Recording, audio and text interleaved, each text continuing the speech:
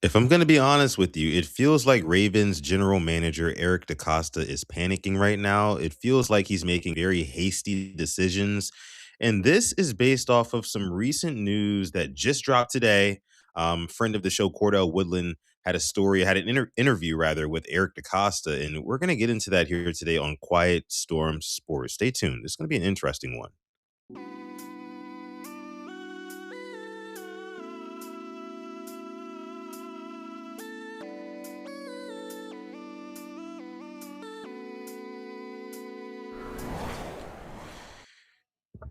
Yes, yes, yes. Welcome back. Welcome in. Welcome one and welcome all to yet another episode of Quiet Storm Sports with your boy Sutton Def on the Purple Rain Podcast YouTube channel, where we break down the Baltimore Ravens, the latest and greatest with our Baltimore Ravens here, and also with other sports as well. I want to touch on some UFC things, some MMA stuff that's been near and dear to my heart over the past couple of weeks and months here. So I want to share some stuff like that at the end of the show. But primarily, we do focus on the Baltimore Ravens and the NFL here on this show and this podcast. Shout out to everybody watching live right now. If you're not watching live and you're part of the hashtag replay gang, shout out to you. Make sure you leave a like on this video. And if you are new, please, please, please hit that subscribe button. We do go live 4, 5, 6 times a week sometimes, right? And there's shorts coming out every day. There's content coming out constantly here at the Purple Rain Podcast YouTube channel. So if that sounds good to you, please be sure to subscribe to the channel and come back and visit us again. All right, let me see who's here in the live chat so far. Let me see.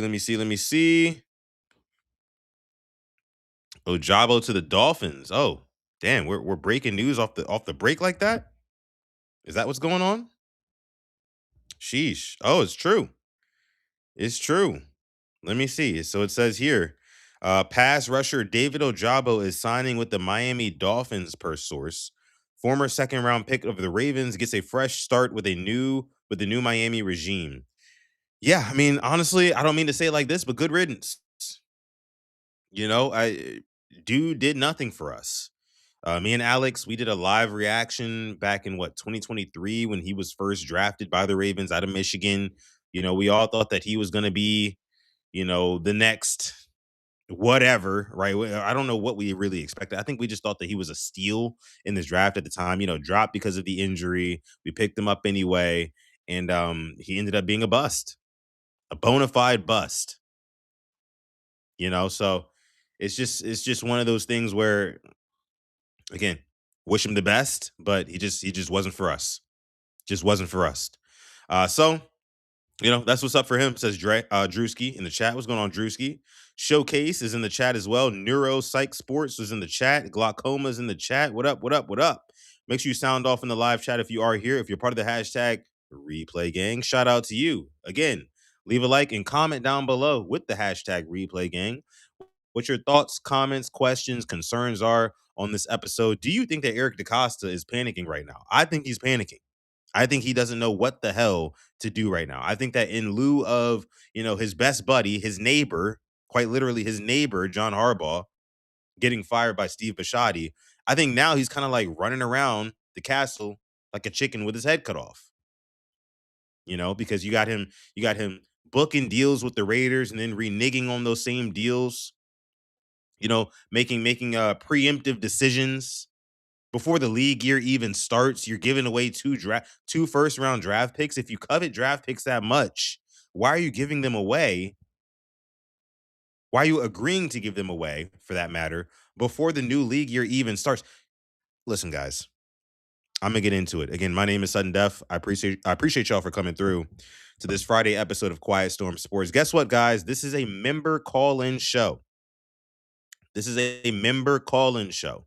So if you're watching right now and you are a member of this podcast channel, the Purple Rain Podcast, you can call into the show.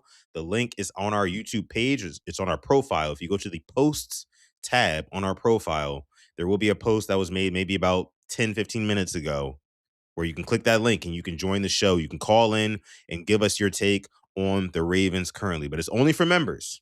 Again, only if you are a Purple Rain Podcast channel member. Hawk TV, what up? What up? What up? Don't forget to like the video, y'all.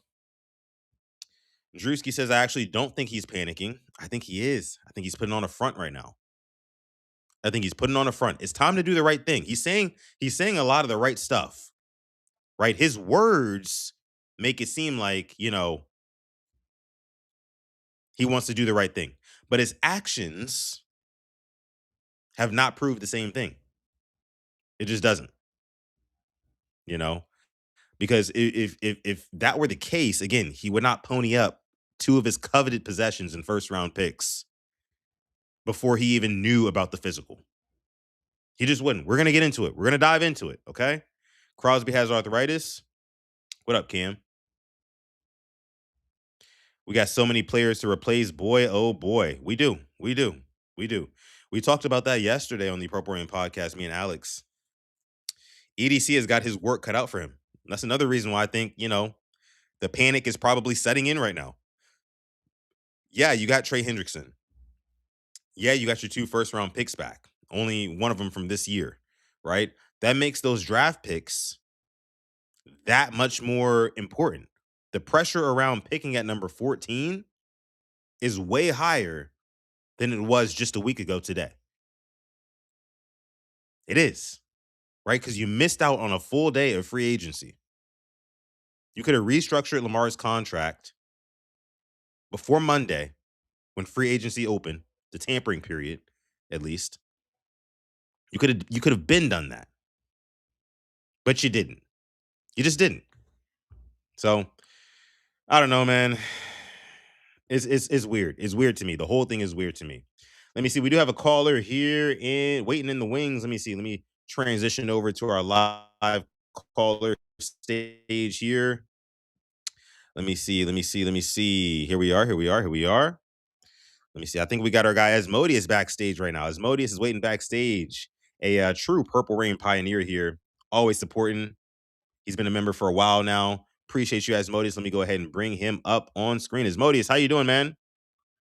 Hey son, how you doing? I'm good, man. I cannot complain. It's good to hear you. The last time we talked, Asmodeus, you were campaigning for Trey Hendrickson. So let me go ahead and give you your flowers now before we get into anything else. You were right about it, and I'm happy about it now. And my knee-jerk reaction, as I'm sure you know, I wasn't the giddiest about acquiring Trey Hendrickson, especially after the whole Max Crosby news. But after I kind of had my time to simmer down on it, I love the fact that we got Trey Hendrickson, aka a star pass rusher, plus our two first round picks back, which we can use to eat our fruits and vegetables, as I like to say, and get some, invest some capital into the trenches, some more like the offensive line. Anyways, Asmodeus, how you doing, man? And what you got for me today? I mean, I guess the first thing, I don't know if you covered it already, but did you see the news about someone requesting a trade? No, I didn't. I did not. Who did that? It was not our team. It was on Minnesota. It's Justin Okay. Jefferson. Jetta's requested a trade? Really? Justin Jefferson requested a trade today. Wait, who is that? Who is that per? What's the source on that, bro? I need to know. I got the notification on X. I gotta find it. Let me see, because I was just on X. I didn't see nothing about Jetta's requesting a trade. Now, I mean, assuming that that is true, right? I mean, would you want the Ravens to go ahead and pursue a Justin Jefferson? Because if Jettas is pursuing a trade, right, the Vikings, who just acquired Kyler Murray, they're going to want to do everything in their power to keep a Justin Jefferson. That way, Kyler Murray has somebody to throw to, right? So, would you be willing to give up, turn right back around, and give up two first round picks, which I'm sure will be the initial asking price for Jettas? Would you be willing to do that if you're EDC?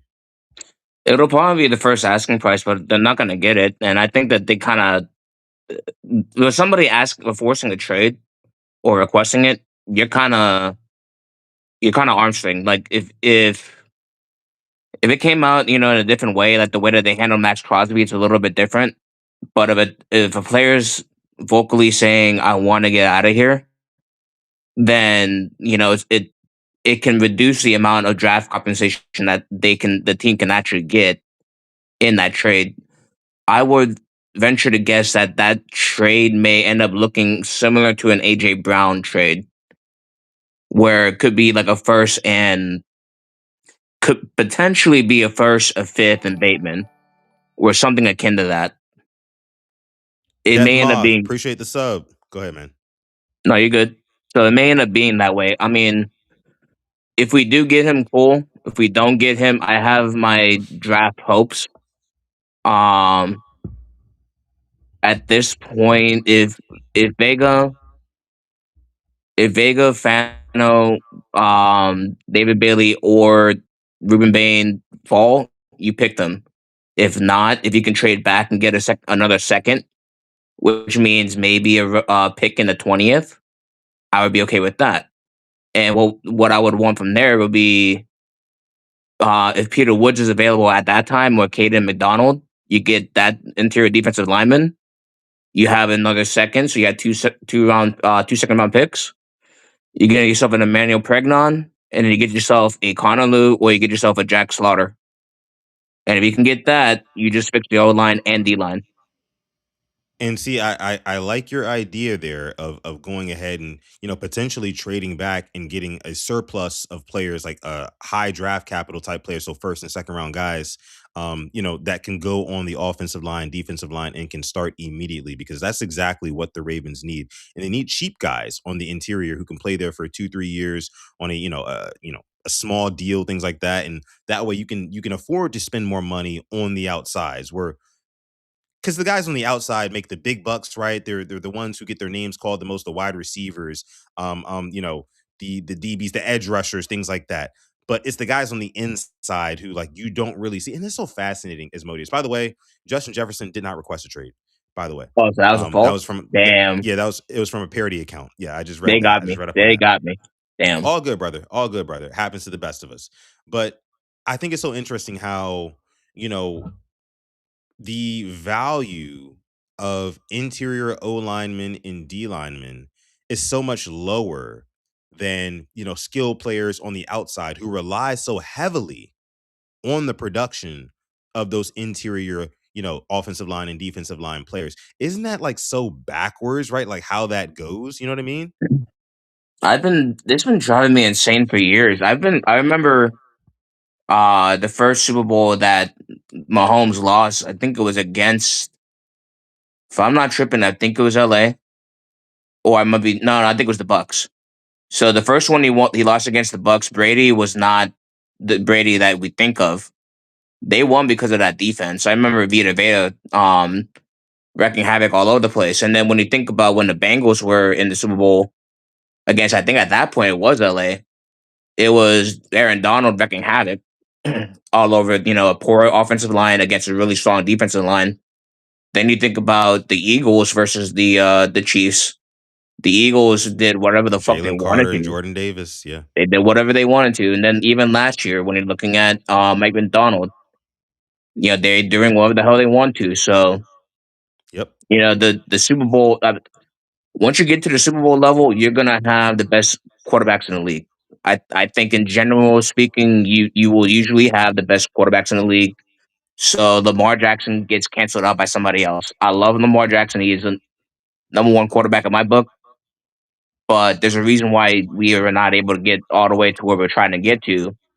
It's because we need more pieces about him. And Right. so if you're able to protect him, like the way that the Seattle Seahawks was able to protect Sam Darnold so he's not seeing ghosts, and then you're able to affect the other team's offensive line with your pass rush, that's how you win. Yeah, no, I mean that's exactly right.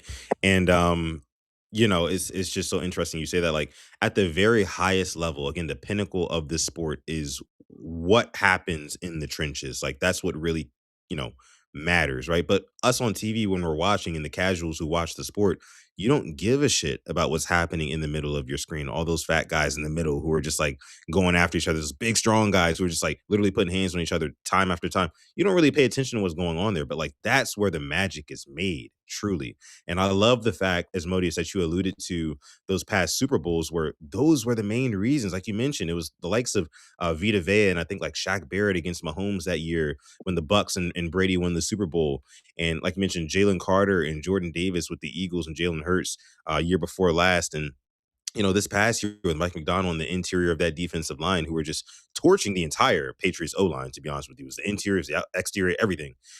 That is what matters at the top of this sport. You are not going to win, and that's why a lot of Super Bowls, I would argue, tend to be a little bit boring because at the top of this game, it highlights what's most important in this game, which is the trenches, and nobody really wants to be like, oh my God, like they're slugging it out in the trenches. You see that defensive line is dominating that offensive line. Nobody wants to talk about that while they're eating wings and drinking beer. You know what I mean? So that's why some Super Bowls tend to be a little bit boring, I think, in my opinion. But no, I totally agree with your assessment there. Let's pivot to Trey Hendrickson because, like I said at the beginning of this, when we started talking, Trey Hendrickson was your guy.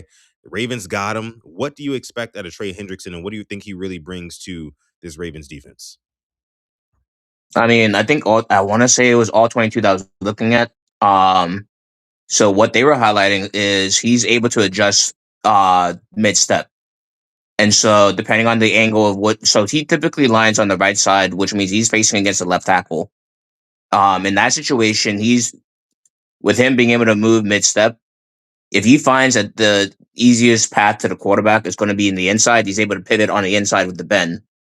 If he isn't, if that's not going to be winning for him, then he's going to be able to get from the outside. And it seems the biggest tool that maybe not the biggest, one of the tools that he utilizes in order to get that done is hand technique. And so for him, he's not a he's not just a mauler. He's not just a speed rusher. He is a technical pass rusher. So what does that mean? That means that he has a wide array of pass rushing moves in order to get to the quarterback that he can then teach Mike Green, who right now is primarily a speed rusher, a little bit more bag of tricks on the opposite side, on the left side of the defense, to affect the right guard and right tackle.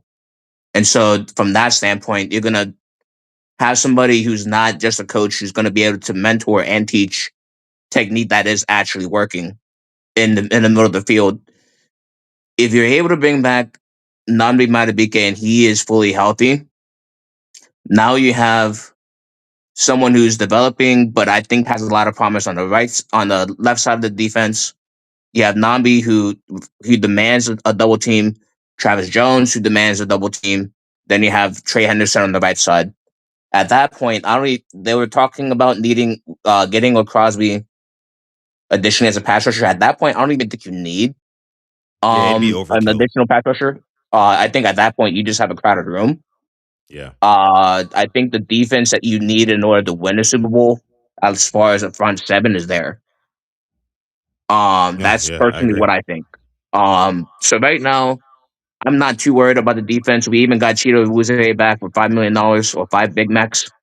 So, Yeah. and with that, you have your cornerback room depth filled out. And then from the middles of on the linebacker side, you may want depth in like a mid to late round draft pick for um Teddy Buchanan because right now you only have Trent Simpson. So I would say that's about it. You want interior You defensive also have lineman Jay depth. Higgins. You're talking about linebacker, right? Yeah, you can do Jay Higgins too, but Yeah, I like him. like that actually could work. But if you wanted to have one more late round, even an UDFA, I'd be cool Yeah, I with mean, you that. do have 11 picks. You definitely do have 11 Yeah, picks, so I can totally understand for sure. yeah. I'm not saying like anything above a 4. Yeah. Yeah. And then I would say maybe the same thing for interior defensive lineman. I wouldn't mind it to be up more. So if you wanted to do that, day 2 pick, or like I said, if Vega, Spencer Fano, Ruben Bain, and David Bailey are out, like the ones that you do not, you hit the trigger on if they're on it, um, then you can trade back and get one of the first round interior defensive linemen who I think are going to fall because this is a very deep interior defensive lineman draft. I also don't think if Fano is there, Spencer Fano, if he's there and available at 14, I don't think that the Ravens would go for him. I think that they would go for a Vega over him. I mean, 11 times out of 10, which may seem That's obvious, assuming but that I think Vega's that there. I don't it's mean to cut assuming you that off. That's to Vega's be fair. there for sure. But Fano he's a tackle, I believe, right? I don't. know if they would be willing to slide him to guard and have him start there in his rookie season, changing positions, coming to the NFL. So I think that if Fano would be the only one there at 14 and Vegas already plucked off the board, they would probably trade back at that point. I would imagine that would be the right thing to do, if you ask me. But listen, I Modis, I want to go back. Uh, I I want to go disagree back. You on that. disagree. Go ahead. Go I ahead. Go ahead. disagree because I think right now you have Emory Jones, John Simpson, and then you have a question mark on guard. Hmm. So at this point, you can kick in Spencer Fano as a left guard, and you're talking about Ronnie Stanley, who's perpetually injured and getting older. And so you're going to have a first round draft tender on your future offensive tackle. So whenever Ronnie Stanley's going to retire, which that may be, let's say year 3, 4, in this rookie's rookie contract, you have your offensive tackle in place. And when's the next time you're going to have a mid team pick to be able to get a left tackle? You do, but I disagree with you on that one, as Modis, because my thing is, okay, if Ronnie Stanley is getting ready to retire in the next couple of seasons or so, why did you draft Carson Vincent, who looked serviceable when he was in there at left tackle when Ronnie Stanley couldn't go? That's another guy, Carson Vincent, who he can earn his keep. Do you think? I don't disagree with that. I like competition. Yeah. Yeah. So I mean, I just don't think that they would justify spending, the 14th pick on a tackle when they already have a developmental tackle, you know what I mean, already there in place. I think that would be a little bit of a reach at that point, given what they already have again on their roster. But listen, as Modis, before I let you go, I want to go back to the Trey Hendrickson thing. You mentioned how he's a speed rusher, but he also he has very, very good techniques as well. I think the third thing, and I mentioned this on the YouTube shorts and maybe yesterday on the pod, it's just is his size, right? It's his sheer force and power, right? You know, the thing about Mike Green is that he has all the moves in the world. Like he's got all the tools in the tool bag, like he's got everything in his bag, all the tricks, right? Crossovers, whatever you want. Problem is, if a tackle gets his hands on him, and that tackle is 360 plus pounds, he's gonna stonewall him. The difference is with Trey Hendrickson, when you put hands on Trey Hendrickson, he can literally just grind you out and drive you into the lap of your quarterback. And I think that that's the biggest thing for me because even when the tackle is right in terms of, oh, I got my hands on him at the right time, right? Oh, I beat him to a spot. Trey Hendrickson can still make that tackle wrong by just pushing him back into the quarterback and forcing pressure that way. So I think that that's the biggest thing for me as Modius when it comes to Trey Hendrickson, what I'm most excited about. Would I have still preferred Max Crosby on this team? 28-year-old Max Crosby. Yes, you have the meniscus thing. Yes, I would have still preferred a Max Crosby. And I actually haven't gotten your take on that. So before I let you go, as Modius, are you still salty about the Max Crosby thing? Let me know. Um, I was more devastated when we lost Linderbaum than when we fell through on the Crosby trade. I would say that. Interesting. So I love Max Crosby. I genuinely believe the reason why he was not that they reneged from the trade was because I'm pretty sure in the medical evaluation that it wasn't just the meniscus tear that they were looking at because everybody and their grandma who knows football knows that he wasn't going to pass a physical right now. He just had surgery. So what I believe, and this is what Jeff Zrebic said, which I actually believe in from a logistical standpoint, makes sense. It's probably something more. It's probably something degenerative, and from the fact that he's had, I believe, 2 other surgeries as well on his knee, it's probably arthritis, bone on bone spurs happening. And so you're looking at there was a running back on the Rams the first time they got the Super Bowl, Todd Gurley, I think his name is, who was Yeah. killing the league, and then all of a sudden he fell off a cliff. Yeah. I'm wondering if that's going to happen to Crosby. I don't want it to happen, but that may be the reason why the Ravens backed out. Um, Mm. Now that being said, from Trey Hendrickson, what makes me more excited about him is that Crosby is a great pass rusher and a great run defender, like the best run defender in the league. But it's from a pass rushing standpoint, they're pretty close. I don't know about who I would put ahead of each other, what I would say is Trey Henderson has the second highest win rate in the fourth quarter in any player in the NFL for the past several years now. So whenever we had blown a fourth quarter lead, this is the guy who does not blow fourth quarter leads. Yeah. Yeah. And it'll be interesting to see how the Raiders kind of deal with Max Crosby over the next couple of months because, they just acquired a lot of players who are going to cover a lot of cap. They're going to take up a lot of cap space. And I'm sure that they'll probably still be looking to offload a Max Crosby. Now, the longer and longer Max Crosby belongs a Raider, I think the better and better it gets for the Ravens. Right now, it may seem a little bit sour, especially if you're Max Crosby, right? It's like, why would I want to, even if the Ravens did come back and say, hey, look, Raiders, I know we pulled out of the deal the first time, but look, we're willing to give you a first and a fourth now, right? It's been 3 months since that happened. We'll be willing to give you a first and a fourth now. Will you get that done for us? Like, will you give us Max Crosby? I think that's still on the table, to be honest with you. But it just sucks to me. To me, as Modis, it just really, really does suck that they were not able to land such a culture shifter like Max Crosby is. But listen, as Modis, I got to let you go here. I'm gonna go ahead and get on with the show here. I have to go ahead and talk about Eric DeCosta explaining what happened with this whole Max Crosby situation. So I appreciate you coming through. I appreciate you supporting as always, and I'll catch you on the next member call-in episode. Sound good, man? Yep, sounds good. It's All right, a man. great talking to you, man. Appreciate being on. Always, always, always, man. I'll catch you later. All right, peace. All right, peace. That was Asmodeus, Purple Rain Pioneer here on the Purple Rain Podcast YouTube channel. Appreciate him so much as always. Yeah, that was a great talk. That was a great talk with my guy Asmodeus, as we always do. Nothing new there. But let me go ahead and transition here to a little media, right? We got to talk about some things. Eric DeCosta, as we kind of talked about him.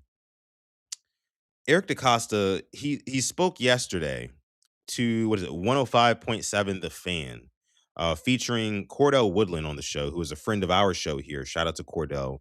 We got to have him back on the show soon here on PRP. But he interviewed Eric DeCosta yesterday and asked him some questions about what happened with his Max Crosby trade. Him and his co-host here. I'm not exactly sure what the gentleman's name is, but let's take a listen to what Eric DeCosta had to say about Trey Hendrickson and then what happened with that Max Crosby trade, and let's react to it. Right into it. You guys, you bring in Trey Hendrickson. He's been the big offseason signing, free agent signing, that is, 4 years, $112 million deal. Obviously, pass rush was a need going into this offseason for you guys. But what was it about Trey Hendrickson that made you want him to be a Raven? Well, we've been playing against him for years now, and I think the thing that you appreciate about him is his motor. His pass rush ability obviously stands out, one of the best pass rushers in the league. Just a guy that, we felt like we needed a closer on defense who can make a big play for us in the fourth quarter of games and get the defense off the field. And, Trey has been one of those guys for the Bengals. Admire his game. He's always been a challenge for us to game plan against, and we feel like he fits our culture very well. Now, this offseason, we saw you pursue the Max Crosby deal, then add the Trey Hendrickson. It feels like there was a real point of emphasis on adding a proven elite edge rusher from outside the organization versus going through with it in the draft. What made this offseason the one where you felt like you really needed to go outside of the draft or maybe more of a value play and go all in on adding that established? Now, real quick, before we continue, before Eric DeCosta answers this next question here, I love the fact that Eric DeCosta acknowledged that the Ravens need a closer, right? You need a guy who is not going to have Lamar Jackson under constant pressure in the third and fourth quarter to go out there and score touchdowns. We know Lamar Villas wants to go out there and score 6 every drive. But when your defense is not forcing any turnovers and you're putting that much pressure on a quarterback like Lamar Jackson, who thinks like Lamar Jackson does, sometimes that can lead to Lamar Jackson pressing, throwing interceptions, fumbling. We've seen that time in and time out. So yes, it was absolutely necessary. Absolutely necessary. Super necessary, in the words of the great Jorge Masvidal, in order, to get something like this done. But let's continue. Why did they feel like they needed to invest great draft capital and spend a lot on Trey Hendrickson like they did? Not draft Established capital, pass rusher. but money. Well, I think that's a great question. I think it comes down to a lot of factors. This is probably one of the first years in recent history that we actually had a decent amount of salary cap room that we could carry over. We felt like that in conjunction with the salary cap deal that we did with Lamar's contract gave us a little bit of flexibility to acquire some players. I think the other part. Again, guys, really quick, if you want to call into this episode of Quiet Storm Sports, you can, but only if you are a member of the channel. And if you are a member, all you got to do is go on the profile, the YouTube profile for Purple Rain Podcast, click on posts, the posts tab, and it should be the most recent post. That will be the link to call into the show. Shout out to you guys. Let's keep listening. Part of it is just looking at the draft at 14. What's the player that's going to be available? Are there going to be any pass rushers there at 14 that we're going to feel are worth the pick? Obviously there are 2 or 3 guys that we could talk about that we think are probably in that range. But as we've seen in the past, those guys go quickly. So for us to get a proven commodity, I think this year with our team. Best Nation donation. This one's coming from Asmodeus. Appreciate you, Asmodeus. Appreciate that so much, man. Dropping the 5-piece in the chat, and thank you for chopping it up with me just now. Asmodeus says Crosby is not on the table. He's ticked and his medicals. He has a 3-year contract with worth $90 million. If they are right about the medicals, that's potentially cap hell. Yeah, and here's the thing for me though. If you're truly all in on this team, and you're Eric DeCosta, you find a way, to me at least, to get him on this roster for as cheap as possible. If you can't, you can't, right? But I don't want to hear that injuries are the reason why we're not going to take a big swing on a guy. I mean, we took a big swing.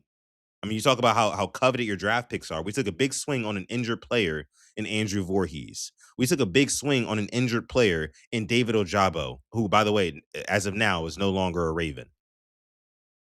Right? So if you're going to take a big swing, like, don't let somebody being injured stop you from doing so, especially if your Super Bowl window is right now.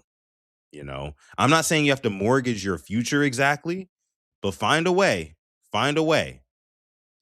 Cut some more of these guys, whatever it takes to free up the cap and get an undeniable talent like Max Crosby alongside Trey Hendrickson, like they were getting ready to do. I think you got to do that. Eric DeCosta knows that. That's why he was getting ready to do it. But it would be tough at this point. It would be very tough at this point for them to, try to get Max Crosby back in their good graces, get the Raiders back in their good graces, the Ravens, that is, and it does look kind of like it's unlikely, for it to happen. But a guy can dream, can he? A guy can dream. Thank you so much, Asmodeus. With the players around him, that's been a point of emphasis for us this year. I think is getting after the quarterback, and then also on the flip side, I think building an offensive line that we feel really good about who can protect Lamar Jackson.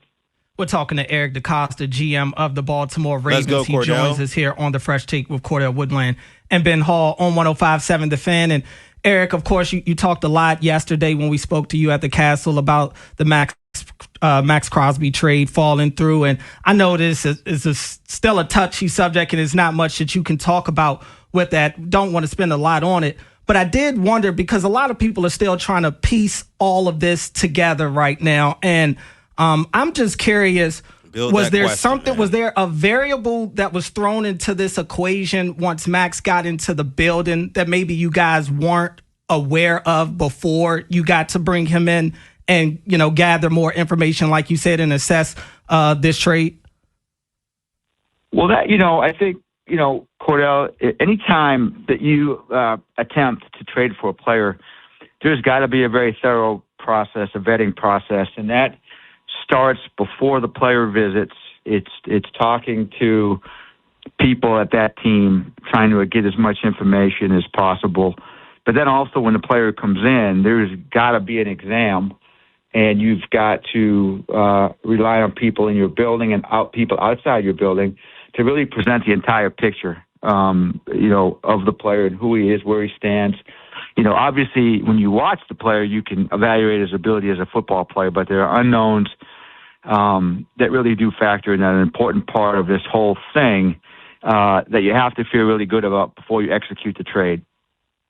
Now, part of what made it tough for the fans was going through the weekend and how long that it lasted. Fans see the reports about Crosby, Shout out to live it up. 105.7 And The Fan. how tough is it for you with the amount of work that goes into a deal like that with other teams and the agents when something that close ends up, falling apart at the end? And is there ever a way that you could have been able to speed up the process for the physical like that, or are you just mostly at the mercy of schedules and logistics at that point? Right. So typically what happens with a trade that is discussed, now we can't even say a trade that occurs because, as you guys probably know, you can't actually execute a trade until the new league year starts. So that's a little bit of a different thing than, like, say right now. We could do a trade right now. Literally, I could call another team, offer them something, they could accept, we could send the trade papers, and the trade would be, pending a physical, the trade would be announced. We could announce the trade pending physical. In this particular case, as you guys know, a trade can't be made until the new league year starts. So even as a club, we can't announce anything, which is why in this particular situation, neither the Raiders or the Ravens could make any public announcement. Since we don't have the rights to the player, we've got to be granted access to the player by the other club. I missed something. Let me listen. The Ravens could make any public announcement.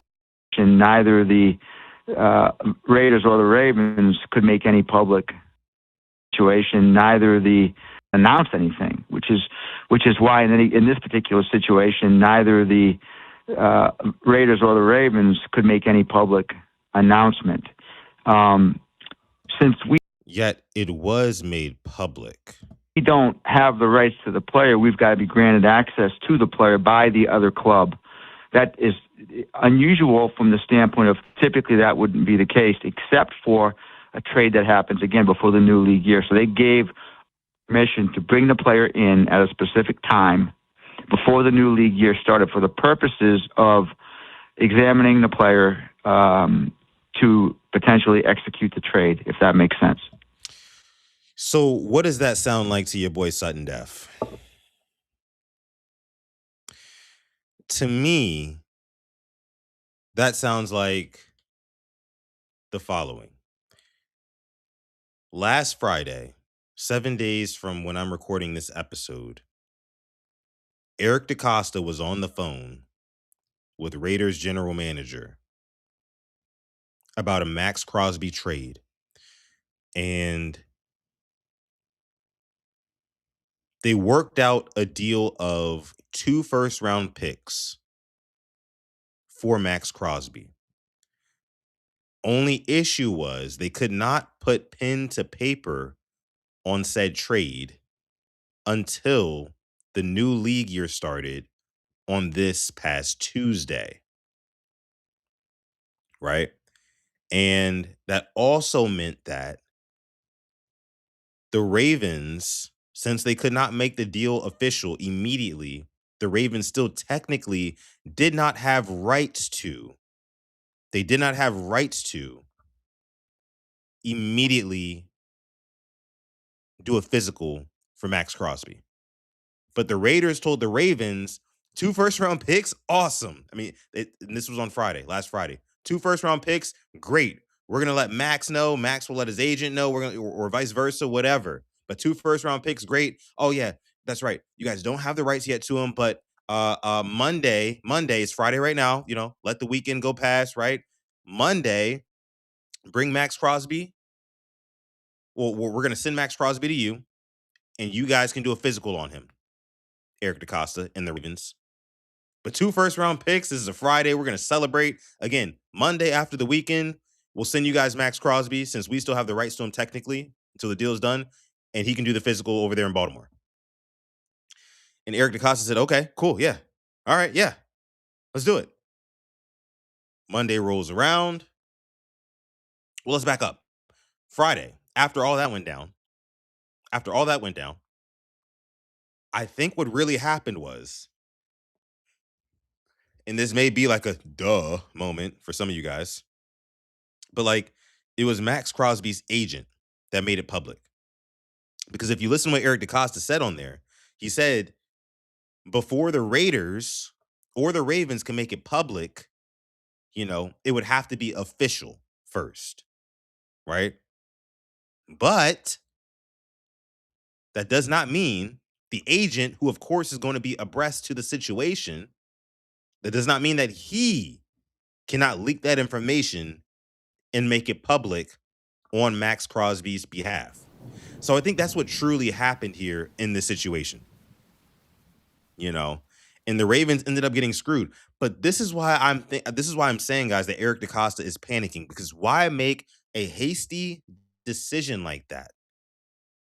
Why make a hasty decision like that if you did not know, if you did not already have the physical with this player before agreeing to giving away first-round picks? Why make a hasty decision like that? I think Eric DeCosta is panicking. I think he knows he needs to make a big move, take a huge swing, because his job is on the line. His job is on the line. You guys saw how uncomfortable he was a couple of months ago sitting right next to Steve Bisciotti when Steve Bisciotti dropped his nuts on the damn press conference table. It was talking about what he wants to see get done, or else heads are going to roll. And at that time, heads were rolling. So Eric DeCosta knows he's got to do some shit different, but he made a hasty decision here. We do have a super chat donation.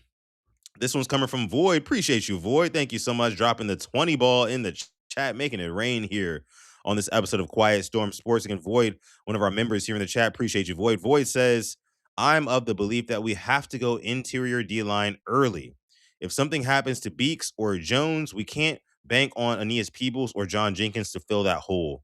We should look at Peter Woods at 14, maybe Miller from Georgia or Corleone from Cincinnati, day 2. Listen, man, Void, I'm right there with you. But I do think that offensive line needs to be addressed first, right? Only because that offensive line is protecting the prized possession. That offensive line is protecting the quite literal engine on this sports car that is the Baltimore Ravens, Lamar Jackson. That is and will always be number one priority while Lamar is in Baltimore. So like me and Alex said yesterday on the actual Purple Rain podcast, you have to go interior O-line. To me and Alex, you got to go interior O-line with that 14th pick. And oh yeah, by the way, you got to go get a free agent center as well. You got to. You got to make sure that O-line is airtight, because everything else will follow on the offense if that is the case. John Simpson is a start. I know how a lot of people feel about him, but I think he fits perfectly in Baltimore. Right? He was more than serviceable the last time we had him. And yeah, we might have overpaid just a little bit in terms of like market value. But like I said at the top of the show, guys, it's crazy to me how we do not value the interior of the trenches as much as any other position. Yet the interior of the trenches, whether it be on the offensive line or the defensive line, are the most important positions in the sport.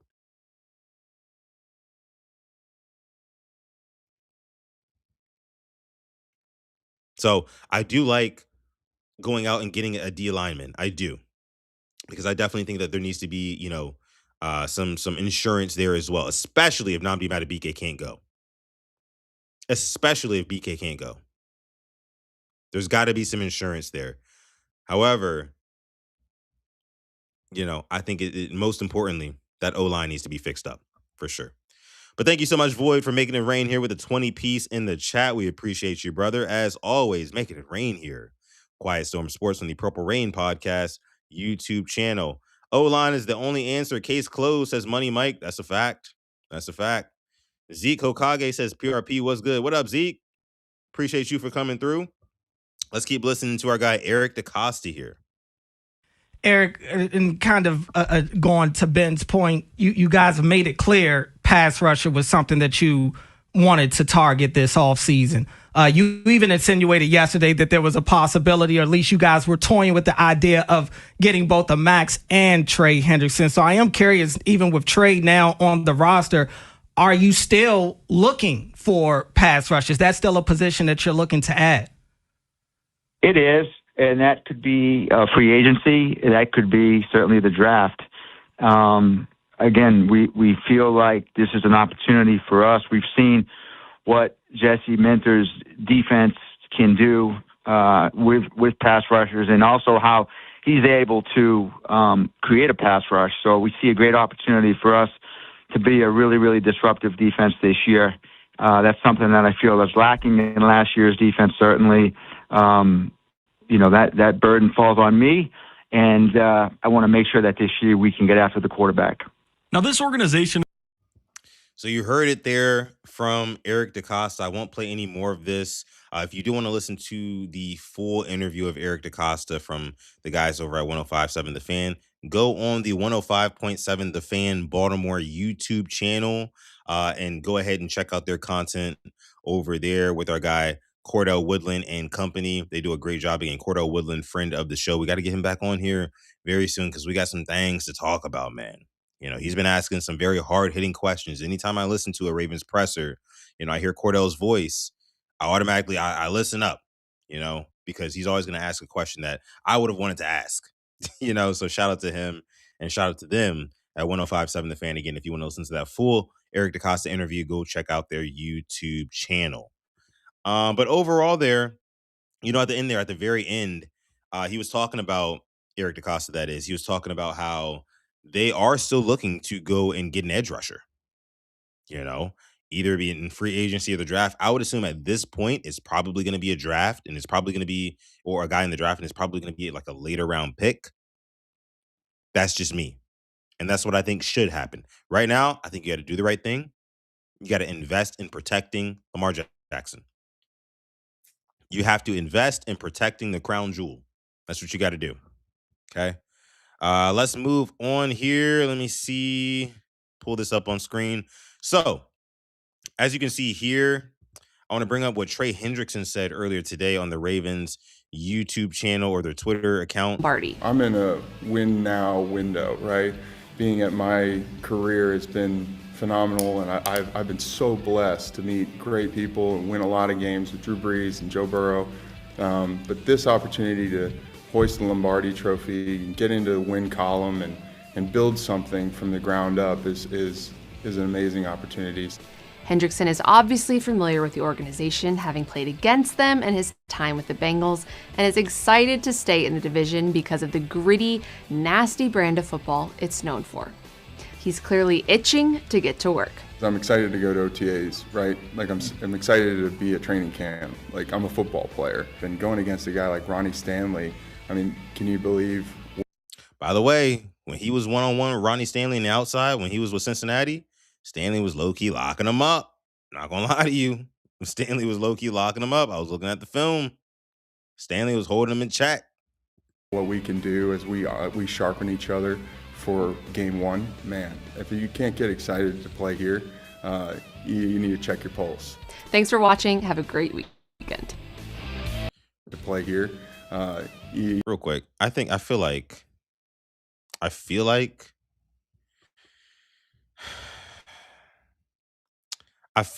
Trey Hendrickson he looks like, does he look like Mr. Incredible to anybody else? He looks like Mr. Incredible to me from The Incredibles. He just does. He kind of fits that bill, right? Like if he was like selling insurance somewhere, I would probably mistake him for Mr. Incredible. But no, I love the fact that he said he wants to win now, and we'll talk about that here in just a second. Let me see. Before we do, make sure you like the video, subscribe to the channel as well. We appreciate each and every one of y'all for coming through, as always. We appreciate that. Let me see here. Cobra Kai character, Lego version. He looks like a Toyota salesman. Low key, bro. Anybody else notice he looked a little small here? Maybe it's just the arms. Maybe it's just the arms tucked in a little bit.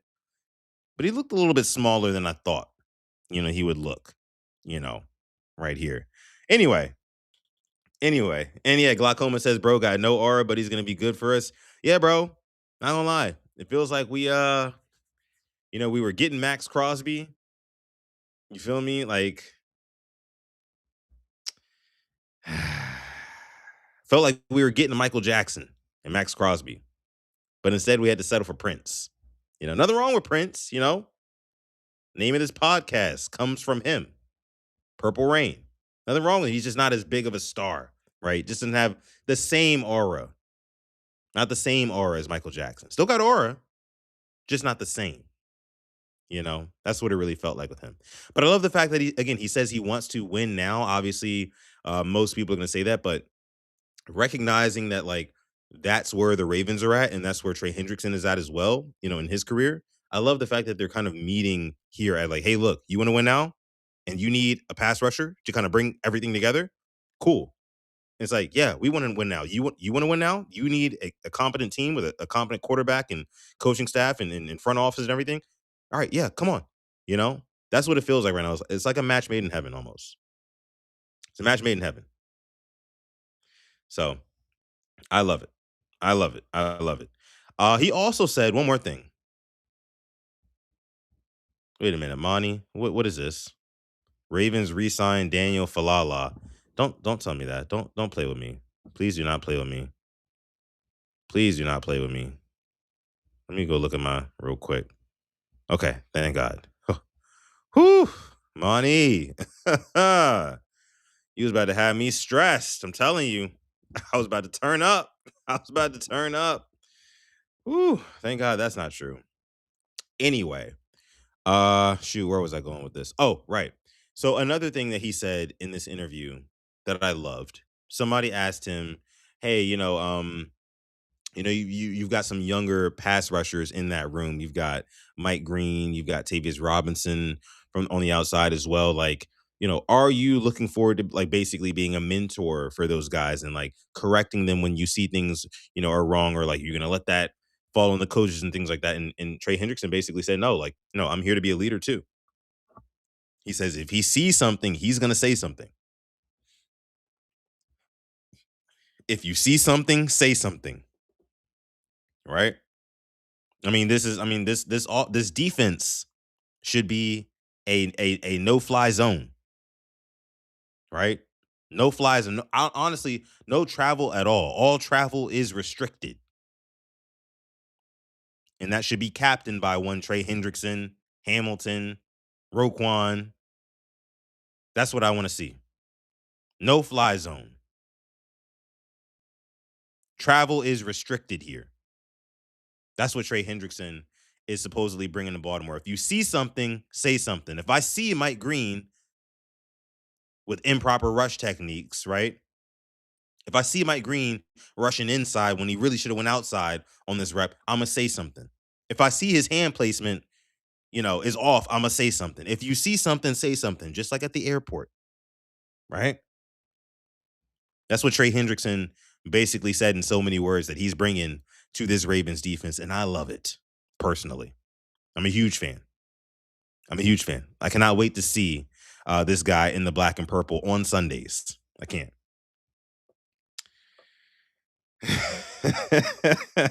Glaucoma says Marlin Airlines bags fly free. Everything flies free.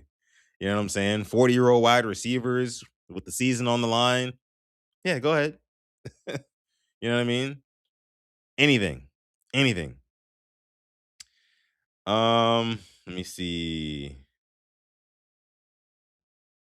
Chef Spicy Rice says, not gonna lie, to be honest, Max looked like he still wanted to be on the Raiders. Trey don't care about the Bengals revenge tour. That's true too, man. Let's talk about that. Let me talk about that. The Max Crosby thing, even when he was a Raven for all of 3 days, it threw me off because Max Crosby in his introductory Ravens video, the man literally got up there and said, hey, look, man, like I love Raider Nation. At some point I want to retire a Raider. It's like, excuse me, brother, you're not LeBron James going back to Cleveland. You're not the freaking, pinnacle of this sport. You're not the face of the league. brother. Go back to the Raiders for what? You want to come here and win a Super Bowl with Lamar Jackson and company. Then to end your career, you want to go back and be a Raider where they gave you nothing? Well, like, what are we talking about here? I mean, the whole thing kind of felt weird to me. And now you see today, Max Crosby is posting highlights of his against the Ravens and whatnot. He said earlier, I think today in a quote, he said, I'll be 200% ready by the time the season starts, and you're going to see the best out of Max Crosby. It's like, all right, bro. All right. All right. Cool. You know, if it wasn't meant to be, it just wasn't meant to be. Chef Spicy Rice says, low-key Marlon might be a cap casualty this year. What do you think, Sutton? I don't think he's going to be a cap casualty. I think that they restructure his deal. I think that they move some money around in his deal and Roquan Smith's deal. And I want to say, don't quote me on this, but I believe they have until Monday to do it or sometime next week. It's like very soon, you know, before some extra money kicks in. Like they have a couple of deadlines coming up, the Ravens front office. They can move around some money in the Marlon contract, in the Roquan contract, to give them some more breathing room. I don't think he's going to be a cap casualty. I totally think he's going to be a Raven next year. Again, make sure y'all like the video. Like the video, subscribe to the channel. I appreciate y'all again for coming through. But listen, guys, I'm going to go ahead and wrap up here. I didn't mean to hold you guys too long today. I really didn't. I just wanted to get on here and talk about what Eric DeCosta was saying about, you know, what happened with the Max Crosby trade. Again, guys, I think he's panicking. If you want to know the truth of it, I think he's panicking right now. I think he knows he needs to take a big swing, a huge swing, right, in order to keep his job, you know, as the Ravens general manager, because Steve Bisciotti has got his seat lit up right now. After what happened with John Harbaugh and heads were rolling, Eric DeCosta knows that his seat is hot right now and he needs to make some shit happen, right? He needs to make some shit shake. And this is a position that he's never had to be in before. He's a little bit uncomfortable, and I think he's panicking right now. But my hope and prayer is that he stays the course. You know, you came out of this whole Max Crosby debacle relatively unscathed. You got your 2 first-round picks back. You got a star pass rusher. Okay, now just take a deep breath. All right, now it's time to do the right thing. Let's go invest in the trenches for Lamar Jackson. Let's invest in the trenches on the D-line. Maybe go out and draft a wide receiver in the first 3 rounds. Maybe. It's time to do the right thing. So don't panic. Don't panic. There's no need for fear, EDC. There isn't. But I understand your concern. Job's on the line. That's it. But again, shout out to you guys. I love you guys so much. Thank you guys for a great week here at the Purple Rain Podcast YouTube channel. You guys have been here every step of the way, supporting Alex and myself. I cannot thank you guys enough for it. I mean, you guys are like literally like you guys light me up every time I get on here and I see you guys' names just pop up. And whether you're new, whether you are a long time sub, I just love it. I love interacting with you guys, and we're here all off season. It's going to be a long one, so make sure you buckle up if you're new here, or even if you're a Purple Rain pioneer, buckle up because it's going to be a long off season. But we will be here every single step of the way. So if that sounds good to you and you enjoy Ravens content, or if you enjoy NFL and MMA content as well. By the way, before I get out of here, Sean Strickland is fighting Khamzat Chimaev just really quick at UFC 328. I'm going with my guy Khamzat Chimaev to dominate Sean Strickland within 1 to 2 rounds. I think he beats him by rear naked choke. Before I get out of here, I just wanted to say that. Do I think that the buildup for that fight will be phenomenal? Absolutely. It's going to be reminiscent of the buildup for the Conor McGregor versus Khabib Nurmagomedov fight that took place maybe, 10 years ago? Almost 10 years ago? The buildup will be similar to that, and the outcome will be very similar to that as well.